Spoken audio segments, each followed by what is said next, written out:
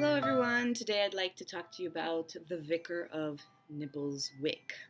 This is a Roald Dahl book, and like all Roald Dahl books, it is British English, the Queen's English, and not American English, and that makes it a little more difficult for young students who have no experience with British English.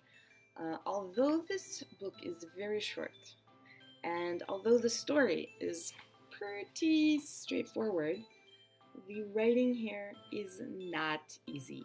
I highly recommend you not use this book. First of all, it's about a vicar. To understand the concept of a vicar, you have to understand the concept of a church and all of the complicated things that different denominations have. You'd have to get into some pretty complicated religious talk. That's first.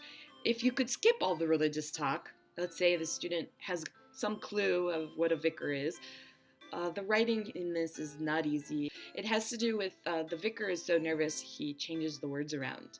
And now that would be funny and comprehensible if your English is your first language. English as a second language, to start reading words backwards is a little too complicated, not good for beginners. Right. Let me give you an example.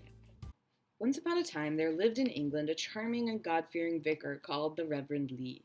When as a young man he first came to take up his duties in the small village of Nibbleswick, there was, for a while, utter confusion and often genuine consternation among his devout parishioners.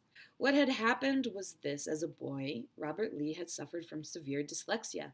However, guided by the Dyslexia Institute in London and helped by some excellent teachers, Robert made such splendid progress that by the time he was 18, his writing and reading were both more or less normal, and he was able to gratify his ambitions to go into training for the ministry. All went well, and by the time he was 27, Robert Lee had become the Reverend Lee and had been appointed to his first important job as Vicar of Nibbleswick. A very cute book, very short. You could see the writing doesn't even go to the bottom of the page, but not easy and a little bit of wordplay. So when you're building up your reading and you're ready for a challenge, then I strongly suggest Roald Dahl's The Vicar of Nibbleswick.